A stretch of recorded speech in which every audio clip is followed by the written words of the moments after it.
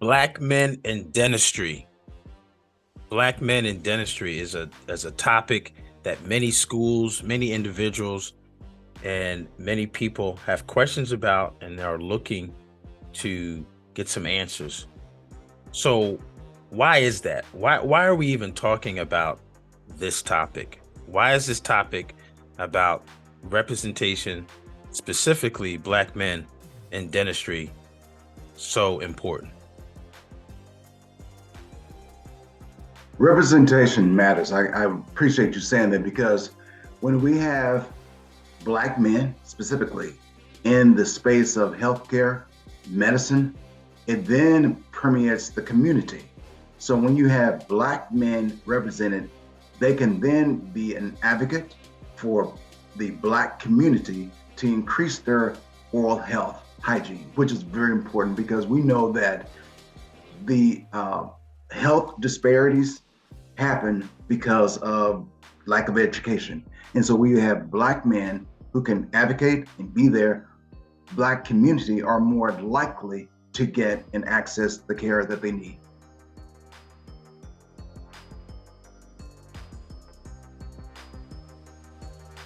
Hey, this is Dr. Darwin, new dentist coach, with another episode of Ask Dr. Darwin on the New Dentist Podcast Show, where we talk about getting into dental school, getting into dentistry, getting into residency, and then life as a new dentist. Today, guys, we're joined with a special guest who's been working on this topic for a long time.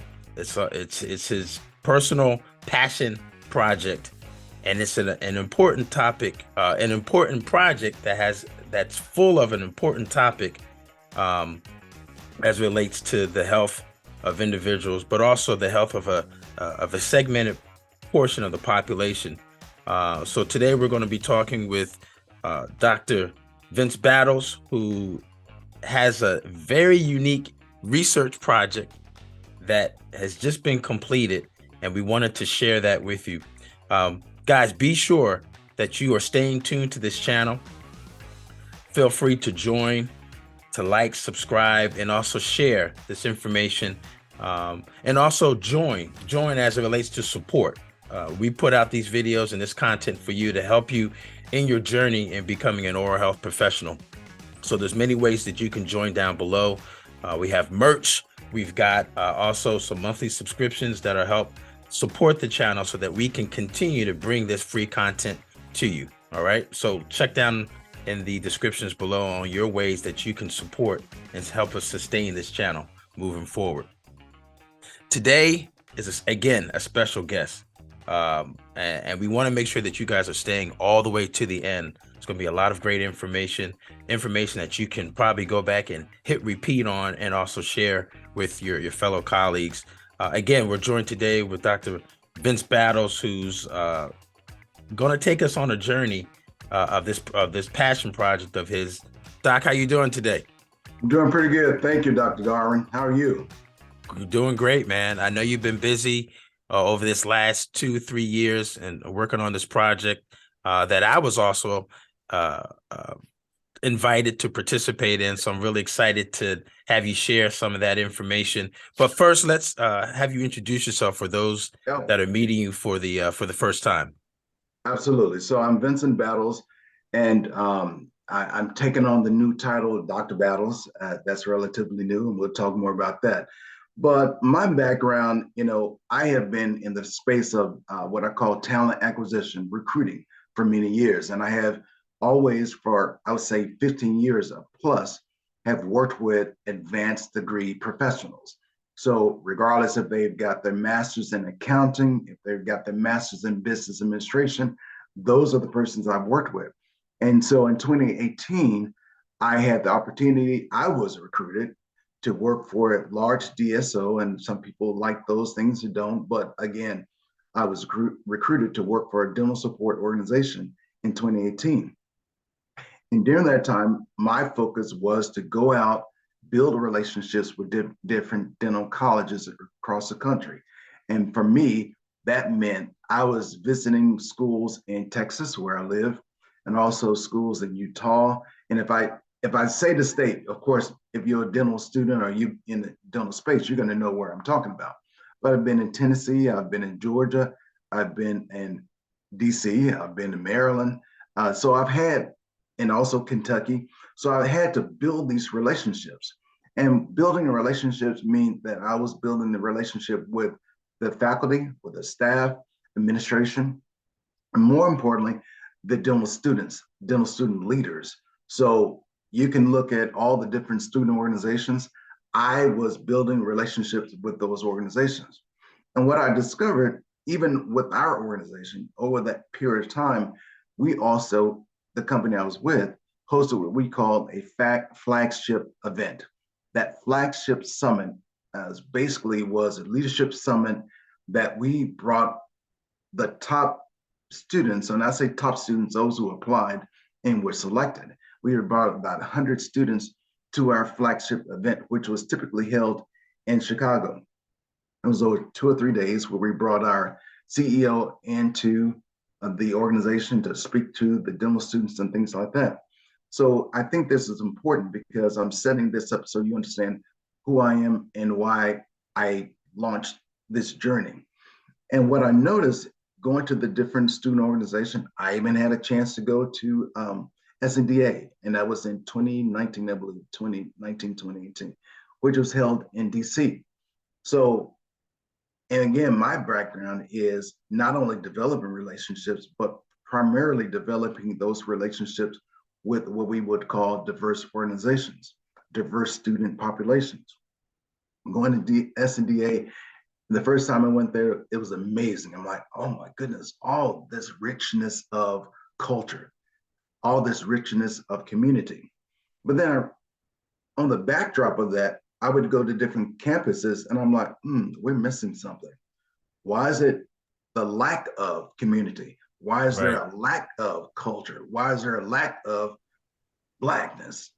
So that then made me start questioning, okay, I'm going to different campuses, going to different colleges, and not only am I seeing a low number of Blackness, Black people, I'm also seeing a small number of Black men. So that then became my concern. That was my issue. I'm like, okay, what's going on here? And so in 2020, I decided to get a doctorate. And so part of that quest journey to get my doctorate, okay, what's your research? What are you trying to answer? What's the problem? You know, how are you going to contribute to society? I then decided, okay, I need to do something that I'm interested in. Okay, I shared that I was working at a dental support organization. I also talked about the fact that I'm seeing this, I'm seeing a concern. And that's what really led me to do a research on trying to understand what is it, why do we have a small number of Black men represented? And that's where I started that. Yeah, and that's the crux, right? Yeah. Not only is it the segment of the number of Black men in oral health, but the overall number of diversity in oral health is very small. Many of us know that number, 2.8% Yes. or less than Yes. 3% of all Exactly. dentists look Yeah. like us or Exactly. Black or have Yeah. or identify as African American or Black.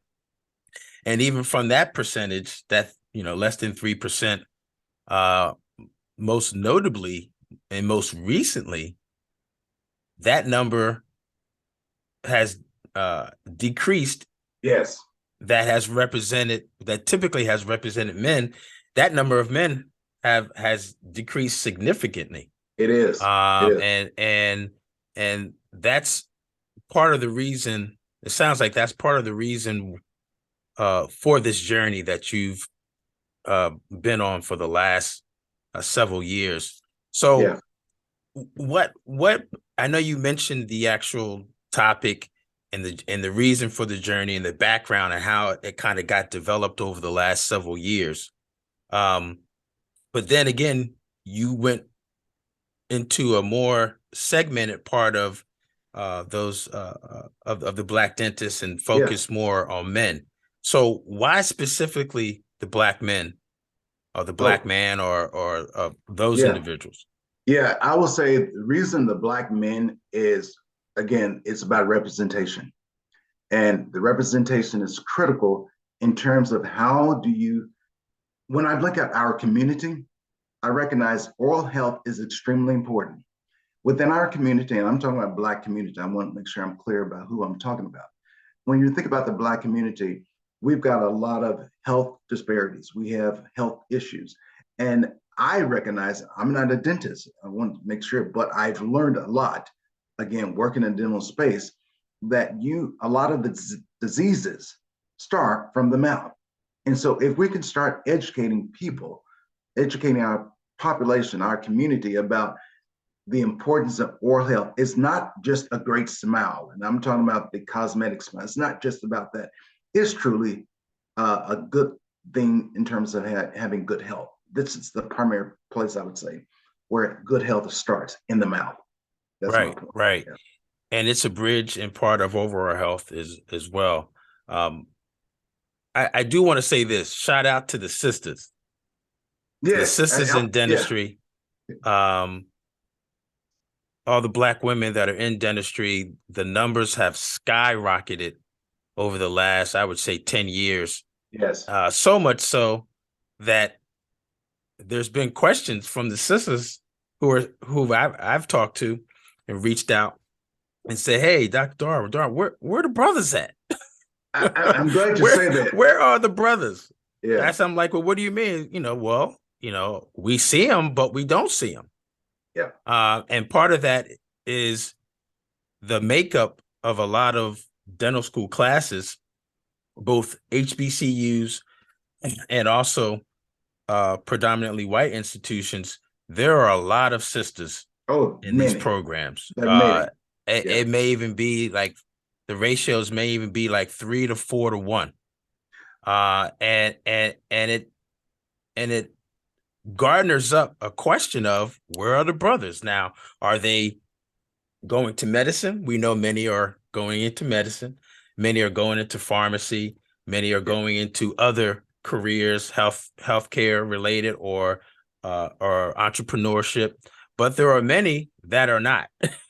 Oh, yeah. Absolutely. And yeah, and that's of concern, or at least it's so much of a highlight that there's things to be discovered about that, right, Vince? Yes. There's questions to be asked as to Yes. why has this shift, Yeah. why has this change occurred Mhm. so significantly, right? Yes.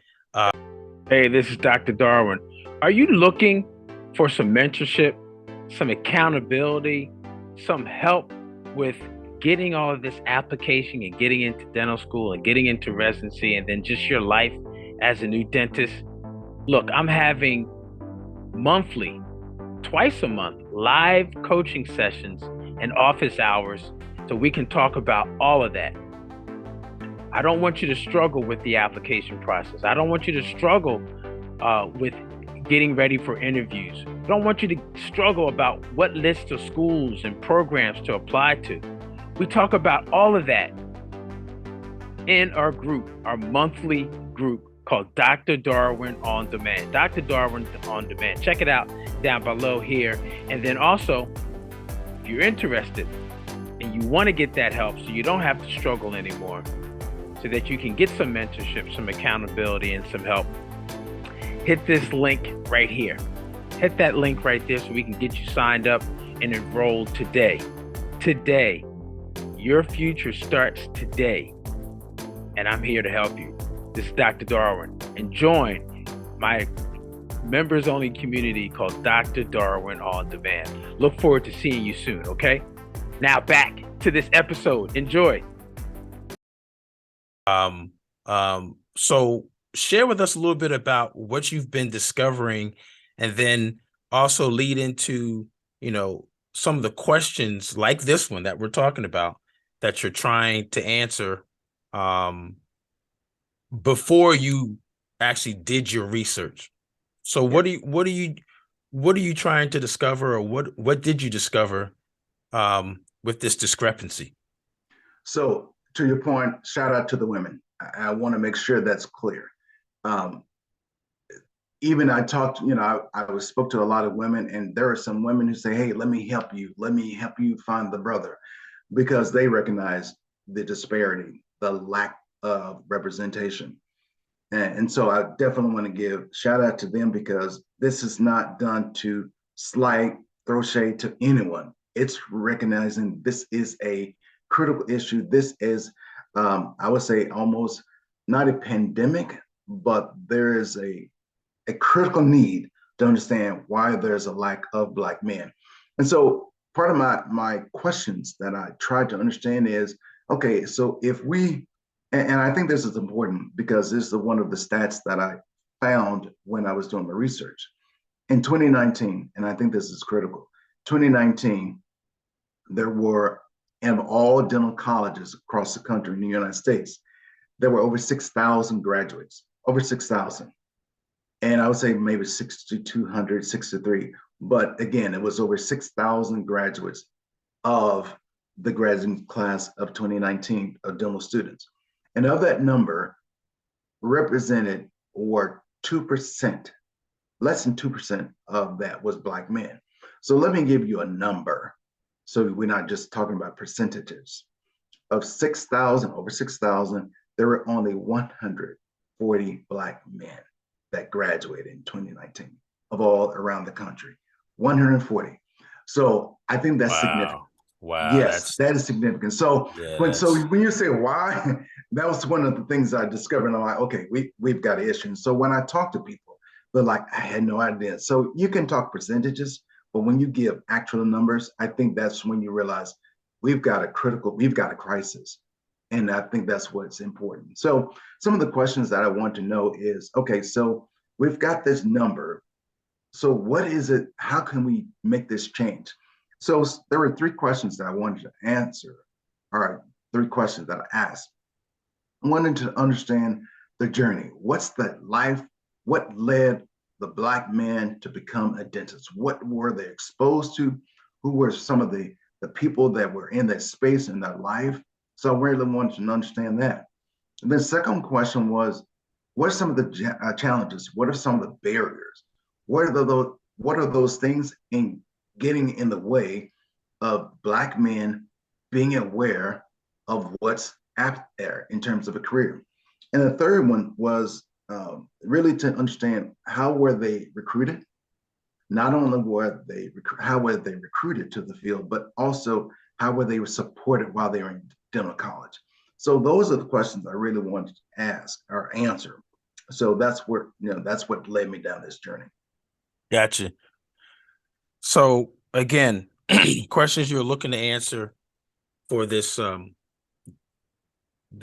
narrative were related to their journey, the participants' journey, what were Yeah, their challenges in getting there, and how they got there as far as their recruitment and their yeah, support.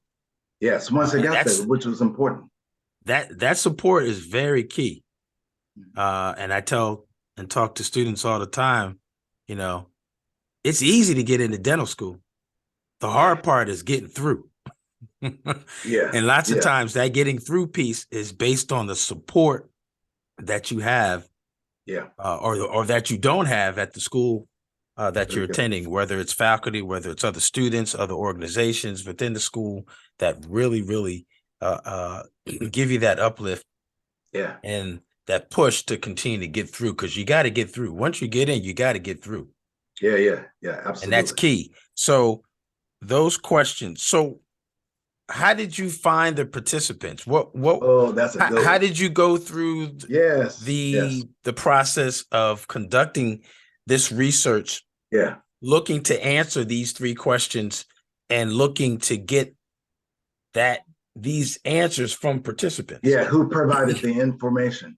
That's important because you know I was like, how will I get this information? A lot of people, and when I'll tell you more, the type of study I did is much more challenging. A lot of people don't want to try this study, and I'll tell you more about that, the method that I did. But because of the relationships that I had, again, I've been working in the dental space since 2018. So I built relationships. I built relationships with people that have matriculated and graduated and become dentists. And so through that, I've gone to the American Dental Education Association. I've been really a critical sponsor connection to the national level of SNDA. So my connections led to the discovery of meeting with dentists. And so in that connection and that relationship, if I talk to one dentist, he'll say, hey, I got somebody else. I got another brother you need to talk to. And let me just tell you, so I was able to get what by word of mouth, because of relationships, because of connections, I was able to leverage that. And I'll tell you, I was able to complete the study with 10 men, 10 Black men.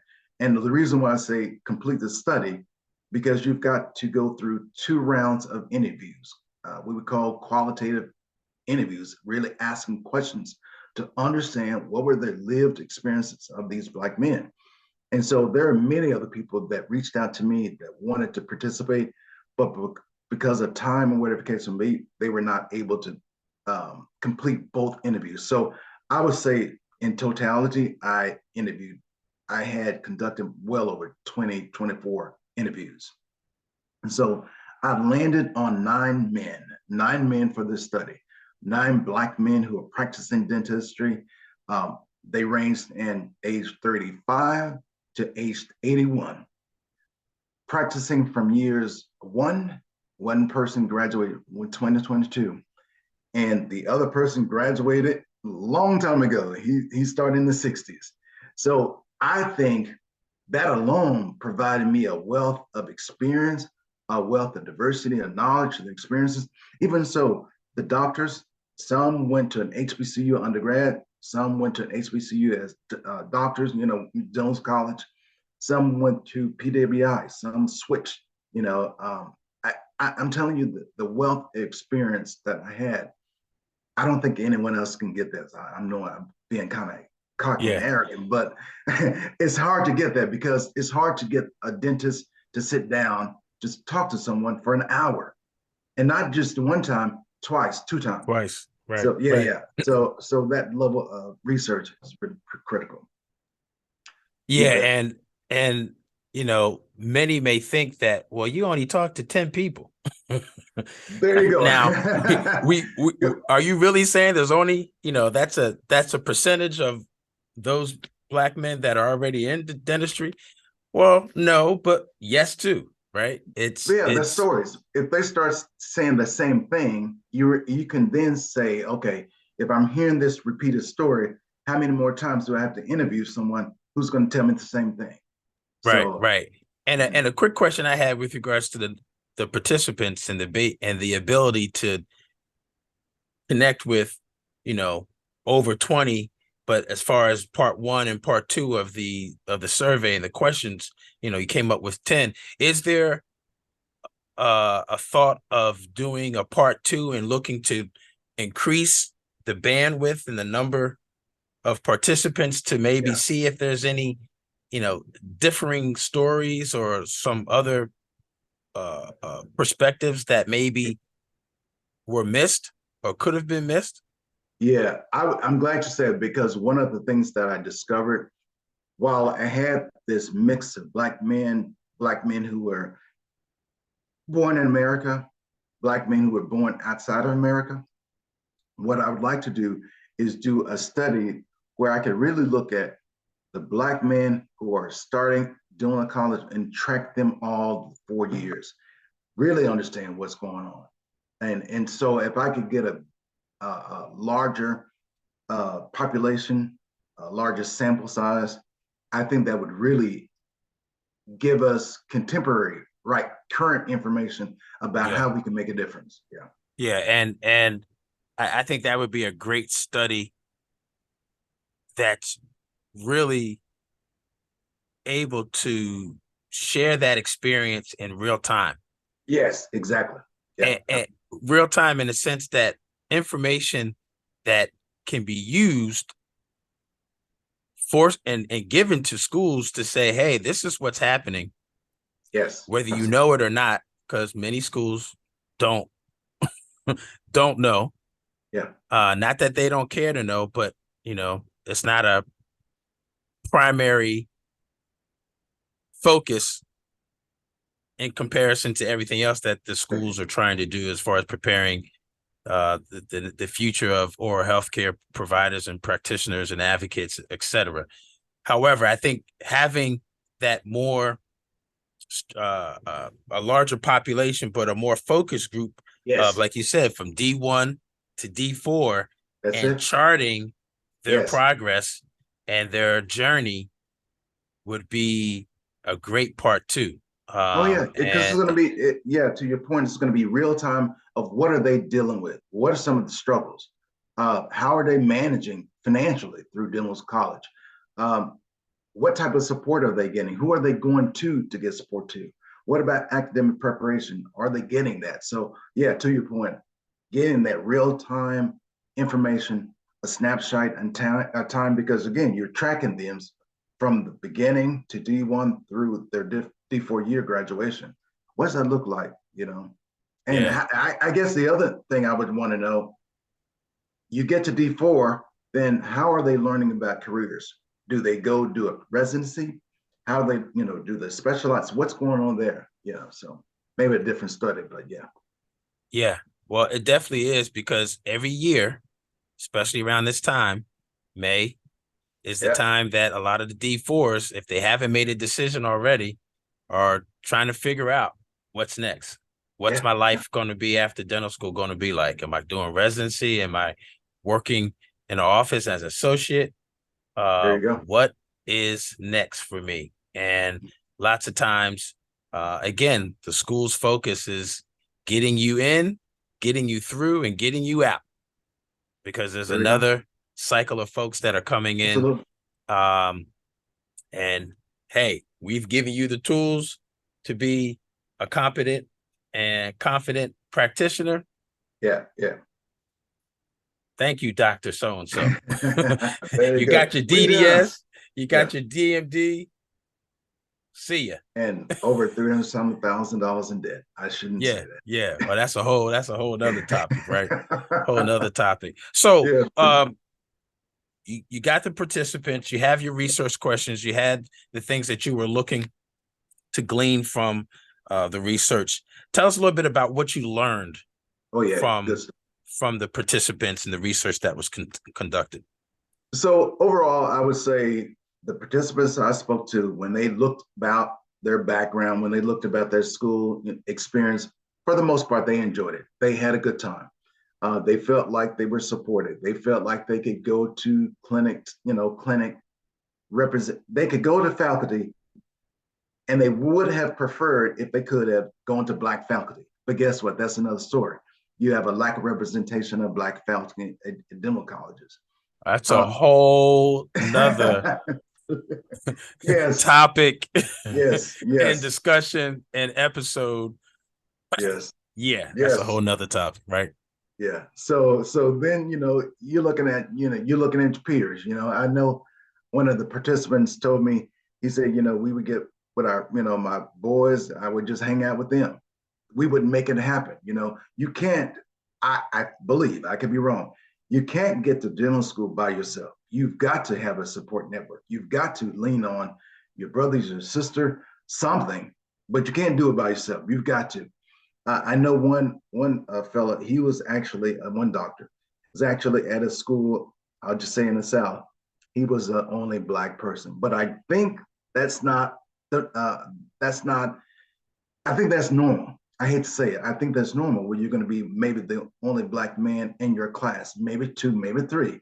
You get But more you than but that. you would think right now in 2023 Yeah, that would not be the case. it depends where you are. And Depends what school. it definitely depends on where you are. I know one or two that getting ready to graduate from the University of Colorado, Oh, I and know that. Yeah. he he he is the only brother in his class. And Yes. I think he maybe one or two, maybe two of them in that same class, but and he specifically picked that school if I Oh, I recall. know. I know who you're talking to. I know you. And Yeah, that's the sad thing about it. I know a lot of these guys because oh, I'm I going know you around. know. Oh, I know you know. But Yes. he specifically picked that schools Yeah. because of the financial support. That was one of the Yes. indications, and the second one, which I love, is the fact that he decided to go there to make change, Yes. And he's to all about be the making change. change. Yes. So again, that's a whole nother another Yes. episode, another topic Yes. as well. Yeah. But yes, in 2023, there is still a lot of that. If not, out of classes of 70, 80, 100, 120, Yeah. there may be less than there often is less than 10% or Yeah. even 5% of It the depends of the where you are. first Yeah. year. You know, Depends on and, where you are. and I think that's important. Where are you? And, it depends on where you are at. Because if you're in a metropolitan area, and this is one of the things that came out of the discussion, with my research, if you're in a metropolitan area, and I live in Dallas, there should be no reason why you don't have the population in your dental college reflecting the population in your community. It's very simple. So if Hello. you've got Hello. yeah, yeah, it's very simple. So why can you not make sure your dental school, wherever you are, if you're in a metropolitan area, is not mirroring that community outside the walls of the dental college?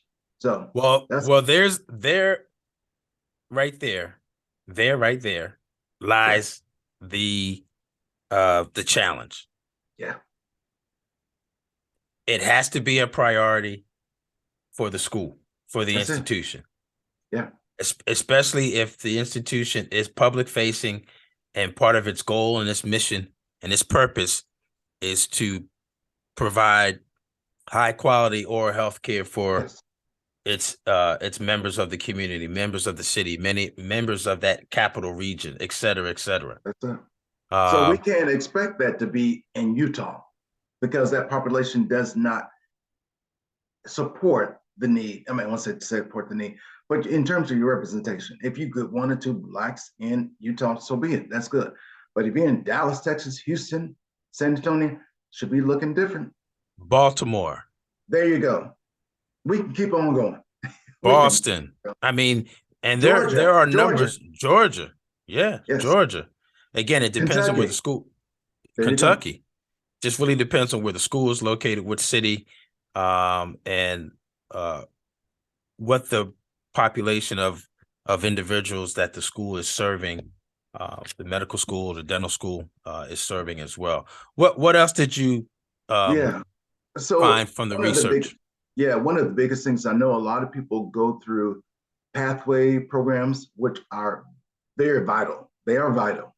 But I've spoken to some of the leaders of these pathway programs, and they recognize we need to do more because I'm like, I know you're trying to increase diversity and you're trying to do all these things in dentistry, which is important. I like that. But are you also looking towards the crisis that we have, the impending crisis of the lack of black men or the dwindling representation of black men? And Yeah, that's where I'm starting to hear the conversation. I've gone to DIA, American Dental Education Association. They are starting to have well, I won't say starting, they've had the conversation, but it's like we've got to do something. So it's happening at the highest level of conversations. And they're talking about partnership. With my research, I recognize that pathway programs are important, but they also need to look at what can we do, not just collectively increase diversity, but really look at this one particular target that needs to be focused on. Again, women, you're doing very well, and we're not knocking women at all. But I nope, think we need to recognize there's a crisis, and yeah, if we don't address this crisis soon, then what do we do? What happens yeah, to our community? Just our community in of yeah. itself. And again, the crisis. I mean, it's double faced. Is a crisis within the black professionals, the number of Yes. black professionals, and then also within that segment, black male, Yeah. black men dentists or health practitioners. Yeah. Yeah. You mentioned pathway programs that some of the participants mentioned or participated in a pathway program. Just want to say shout out to I did, which is Yes. increasing diversity in dentistry, Dr. Holloway Not up in Tufts. yes. Also shout out to DID, which stands for Diversity in Dentistry, Dr. Highshaw out in Yes. In Arizona. Arizona. Yes. Yep. Absolutely. And also shout out to one of my former residents who has a pathway program up at NYU, Dr. Rose Amable, and her enriching smiles. I think that's what it's called. Enriching Smiles. She's gonna get me. I Okay. mess it all up. But Enriching Smiles, which is another pathway program run through NYU. These pathway programs are key. Yes. Absolutely. They're Absolutely. key. And I know there are some other spinoffs of pathway programs, scholarship programs. There's two brothers Yes. that just graduated from Tufts have a dental student, a pre-dental student scholarship program where they provide information and financial support for taking the DAT and their application, which is good. All of these things help, right? All Yeah. of these Yeah. things help. They're supportive. But we know that there's probably a little bit more that needs to be done and done in certain areas, Yeah. um, probably much sooner than what we think, right? For those men and women that are considering dentistry and already know, it's easier to identify them and to support them. It's Yeah. the others that we don't know about.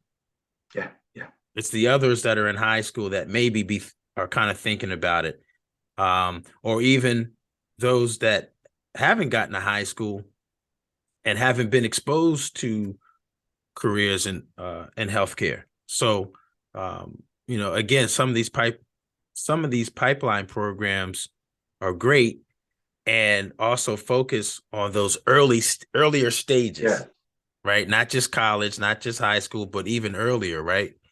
There's some research or some suggestions that middle school, And yeah. elementary school the targeted is a targeted age group and time period as part of this pipeline program. Also wanted to share that the federal government is now recognizing some of the shortages uh, as it relates to the overall workforce, not just Yeah. Yeah. the population that we're talking about right now. There are many recent HRSA, and that's the Health Resources Services Administration, HRSA related grants that are providing funding to states to implement statewide pipeline programs, Mm. which is great. So um, there's a realization that the workforce in oral health, but more specifically primary care, more specifically dentistry, that there's some issues. So it's great that there's going to be some funding and some support for the development of the pipeline programs. But people still have to be able to implement the programs and get to the source and get Yeah. to where the people are, right? Get to where the brothers are, the sisters are, et cetera. Yeah. Could I say something about that? You talked about the, getting into middle school, and I think one of the biggest things that I recognize that yes, you can get to middle school, but who you're talking to while you're at the middle school, and I think it's important that this research that I did, and if we're trying to encourage others, is not just talking to those persons in K-12, but it's also talking to the biology teacher. It's important to talk to the guidance counselors. It's important to talk to those persons in K-12. And if that's at conferences, whatever the case may be, because guidance counselors don't always know that Right. dental medicine is a viable career that you can pursue. Many times it's, oh, a dentist. I mean, you want to go medicine? Okay, you can do that. Or they may, and this is what I discovered, they may try to sway a person Yes. who Yes. happens to be Black from pursuing good careers. I just say it that way, professional Yeah. career. Yeah. Yeah. So that's Right. another Oh, opportunity. I've definitely have come across many pre-dental students that were told, uh, no, you're not going, you're not a candidate for dental school. Yeah. There you go. Yeah. That's it. Um, So that's a problem. Yeah, And that's why that's those another pathways, barrier. When that's you think another about that, barrier. there Yep. you That's go. one of the challenges, one of the questions, one of the challenges Yeah, that you mentioned. But I'm yeah, glad you mentioned the thing about counselors too, yeah. because there are many colleges and universities that have pre-med counseling, There you go. but do not have pre-dental, Yes. or they may have other medicine related professions, pharmacy, nursing. Yeah. Okay, but not a lot of pre-dental. That also causes a problem because There you go. there's no support.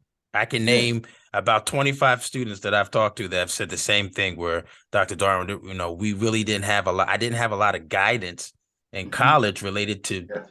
dentistry because there were no pre-dental counselors There or you go. pre-health, or if I they was were going to say pre-health. Yeah. yeah, if they were pre-health counselors, they were individuals that only knew about medicine, or There they you go. only knew There you about go. pharmacy. There you go. Little was known uh, Yeah. about So, dentistry. so that's another thing. So the dental industry, if you look from, you know, other areas, we need to do a better job marketing the opportunities in dental medicine, the careers that are there. Because again, most people think of a dentist as fear. I don't want to go there because they cause trauma. So how do we turn that narrative around? How do we make it? How do we normalize being a dentist? Going to the dentist is okay. It's just part of the thing. It's part of the process. The dentist is going to make it better for you. The outcomes, the health outcomes, are going to be better when you have a ongoing relationship with the dentist. Yeah, and also keep in mind that a dentist is a doctor. Yes, yes, yes, Let's also, while we're here yes, talking about the topic of the net change of the narrative, yes, please no more dentist and then doctor yes, and in two separate sentences. yes. It's really dentist and physician, There you go. They are both a of doctor. which both Yes, of which their DDS or their DMD, that's it. first or second or third letter is doctor.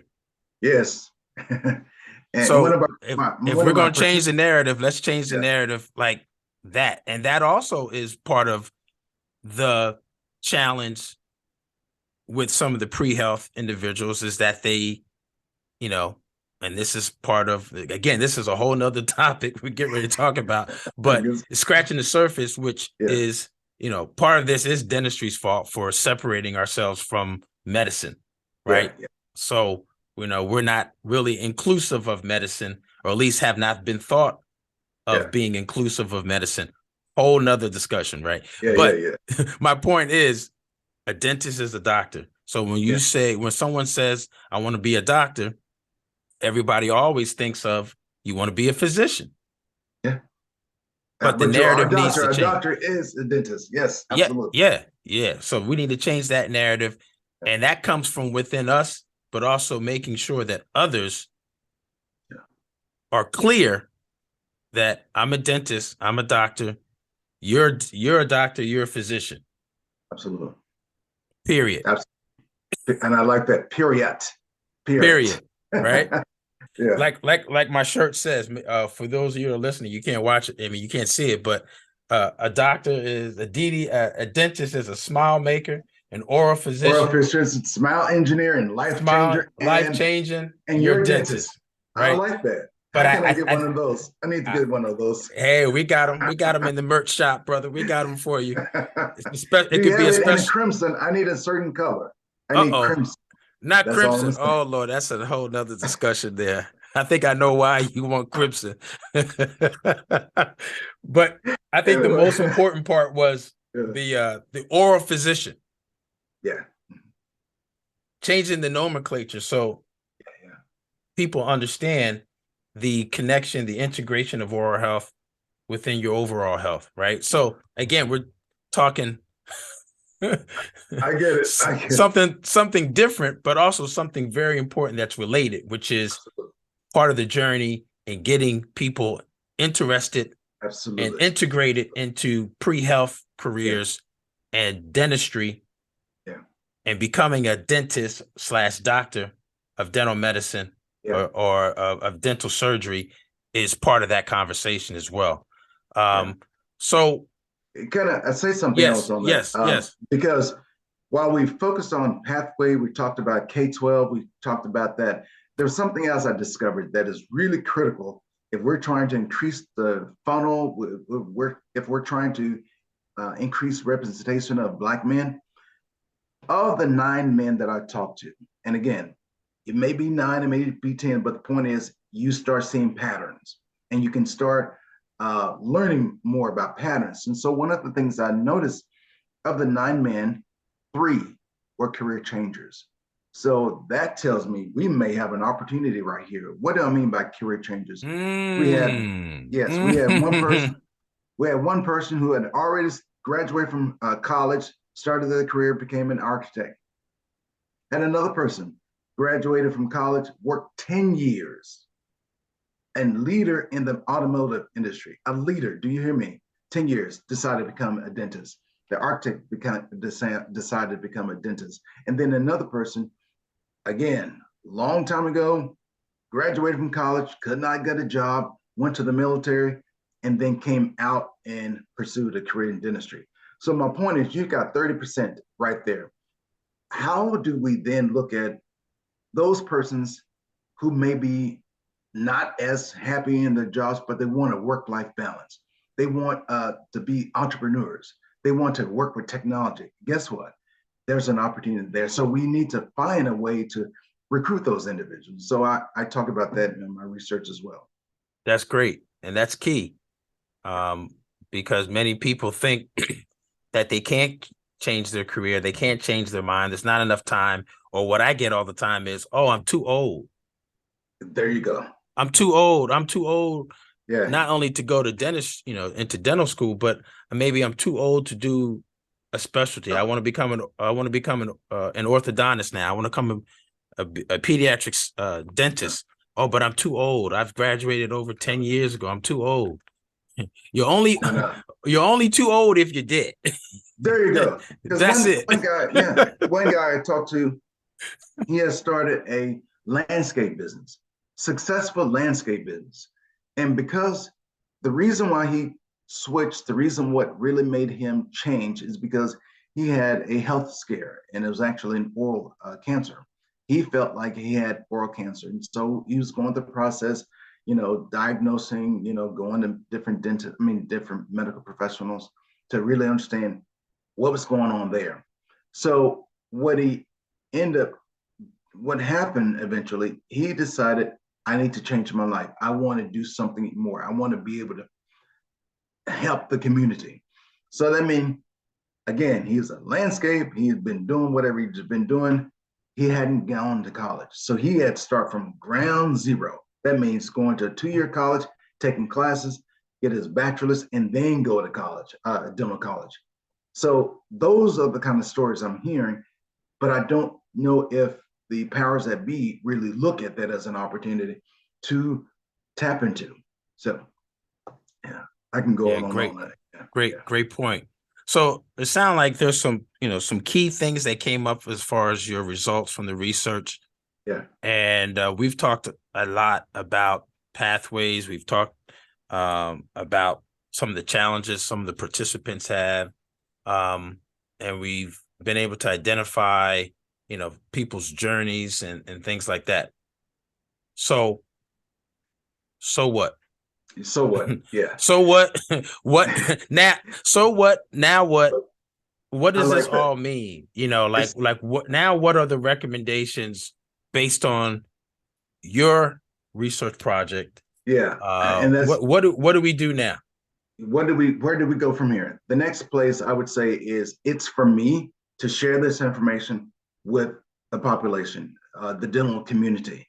And it can also inform other communities, but let's just say the dental community.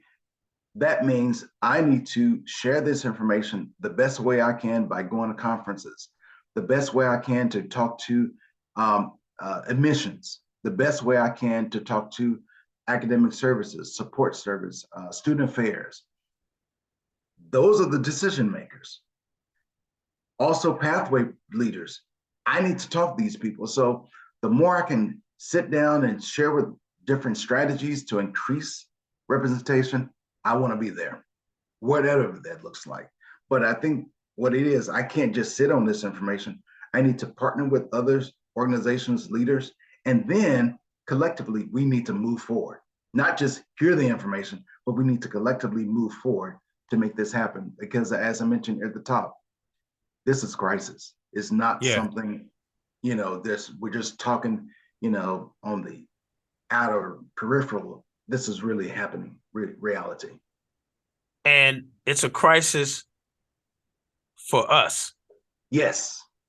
So we need to invest in ourselves. And I say that because what may be a crisis for us may not be seen as a crisis for others. Absolutely. Which is important to note because, our emergency is not someone else's emergency. I like that. Yeah, that's a good one. Yeah. Right. So one of the things as far as holding people accountable with this information is key, because we can present it, we can articulate it, yes, with the greatest form of, presentation, yes, written form, and everything else. But now we need a plan of action that's intentional, that's specific, both in its outcome, but also time specific. Yeah. Absolutely. And one of the people or institutions or individuals that we need to hold accountable are the deans at the school. Absolutely. It's very important that we mention that fact, because the deans run the school. Yes, absolutely. It's the dean's agenda. It's her or his agenda that runs the school. And the other thing that's important to note is that many of these deans rotate. They rotate to different schools. Or I should say have rotated. And they continue to rotate. That means their behavior, either they have a consistent behavior of trying to increase diversity, or they have a consistent behavior of not addressing diversity. And they follows with them.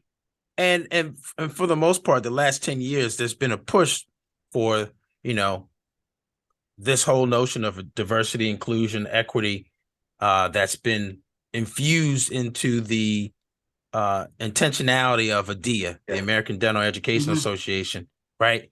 But I can't remember who else you contacted for the study, but if it's a couple people that are in their 70s, I can imagine one or two of them can say, we've been doing this since the 70s. Exactly. That's the point. And now, yes, I've contacted. We've been doing this since the 70s. Yes, so this is not new. This is not new to us or for us. So what's next? Well, what's next is we have to hold the schools responsible, and it has to be intentional. That's very key. That's very key.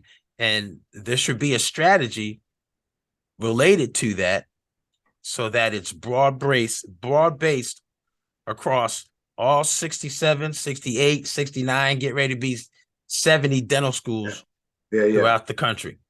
And that's key.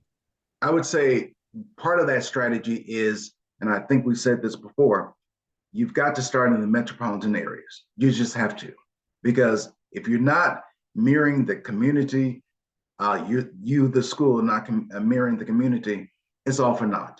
So you've got to be intentional. You've got to work with those 2-year colleges. You've got to work with not just pathway programs, but different communities. Maybe there's all boys schools in the area, but you've got to be intentional. You just can't say, we've got the school, they'll come. I mean, really getting there. Because again, we're not just talking about diversity representation. We're talking about men, getting Black men, and you've got to be strategic. And I know there are different policies. We've got different court rulings, and you've got the affirmative action, and we don't know what's going to happen in a few months when the Supreme Court makes their decision. But there are other ways to do this. There are other ways to be visible in the community. And I think that's what we need to do. You may not be actively recruiting a Black person, if you will, but you can put yourself in the community. You can put yourself in the space where we are to make a difference. Yeah, and I hope through this study, this research, that those recommendations, those what next steps, what do we do now, are highlighted, because again, that's going to be the crux of the whole matter of us moving forward. Yes, yes. All right, because again, all this stuff has been talked about before. All of it. Only thing that's different is the year and the day. There you go. That's it. So yeah, the research is great. The information is great. Now, implementation and action. And we're going to need to probably call upon everybody, all organizations that are related to diversifying dentistry, diversifying the workforce, all organizations that represent practitioners that look like us, all organizations that are understand the importance of inclusion, acceptance, right? All organizations that look to make sure that the overall population is able to receive better outcomes with their health. And lots of times we know those outcomes are based off of recommendations from their either oral health provider or their physical health provider, meaning, Ms. Jones, you need A, B, and C, and these are the reasons why I'm here to help you. Yes. Okay, Dr. Darwin, or okay, Dr. Jean, or okay, Dr. Vince, I'm going to get it done. The studies that have already demonstrated that patients, individuals, people tend to receive treatment or the necessary treatment or care when it comes from someone that looks like them. Absolutely. Then it does. Because it's trust factor. There you go. Trust factor. And there's a natural affinity for someone that looks like you, that's sharing that information with you. Not to say that there still won't be challenges, but there has been some research that have demonstrated that individuals tend to start, implement, and complete any necessary care that is received from a practitioner that looks like them versus those that do not. Very good. So that's a lot to swallow, but it's important to understand that, because that is the crux of what we're talking about right now. It is what it is. So, well, I'm so glad we were able to carve out some time to talk about this important topic. And we already know it's a work in progress. It's going to continue to have to progress. We've got part 2 of a study that's going to be coming out, or actually that's going to be developed. And I'm sure there's a part 3. There's going to be a part 4. And we need everybody who's listening and watching to be part of it, because this doesn't happen overnight. It should have happened already, but it hasn't. But it's not going to happen overnight. And it's not going to happen just by myself, Vince, or a handful of other people just doing it. It's going to take all hands on. Absolutely. All hands on. So this is a call to action to everyone. All hands on. Please share this information, this episode. And also what we're going to share is access to this research, right? So that those that are listening and watching are able to use it in their tool belt of getting stuff done and action, making change occur, and advocating for the change, using this research as another instrument in their tool belt to make things happen. So, Doc, what's going to be the best way for people to contact you if they have more questions, if they want to get a copy of the report, when it's going to be released, access, like what's the timetable for the release and how to contact you? The release of the the research, and it's called Black Men. I'm sorry, Men in White Coats. How do Black men earn their white coats in dental medicine? That's going to probably be released later this summer or early fall. And the way you can get in contact with me is going to be V is for Vincent, B as in boy, ATTLES at smu.edu. VBattles at smu.edu.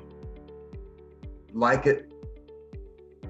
Yeah, so those that are watching, you can see it up top here. Very good. Make sure you can contact them and get a potential copy of the report. But also, if you have some more questions, or if you want to know how you can help. Yes. Right. Because we need help. Yes. We need your help. Yeah. More importantly. Yes. And I'll be glad to come and speak to your organization, your group, whoever it may be, to talk about, what I've discovered, what I've learned, and how we can move this needle forward. So I'm and that's going to be key. And you and I have talked about it. Hopefully we will see you at the ADIA meeting next year, 2024. Yes. And also in 2025, and also in 2026. Because that is the target population where this information needs to continue to be emphasized, right? And then also you got state dental associations. Yes. That should be on your speaker list, conference list. You've got the ADA. Yes. Thank you. Right? Keep going. Yep. NDA, you got the NDA. You got the AGD, the Academy of General Dentistry. Yes. You also have. We can go on and on. But my point is that it needs to be communicated very broadly. Yes. And you all that are listening and watching today, right now, this is the first step. But we need you to disseminate this. Share this episode, please. Share this information. Share what you've learned, and also share how individuals can help with this movement. Thank you. We're gaining some momentum with the research, but now we need to actually put our foot down and go 100 miles an hour to get this change happening. And so Vince, thanks so much for joining us. You guys, hopefully these videos have been helpful. Go to the next video. Yep, go to the next video right now. Just go to the next video, and we'll talk to you soon. Love, peace, and smiles. Yeah. Go to the next video. Go.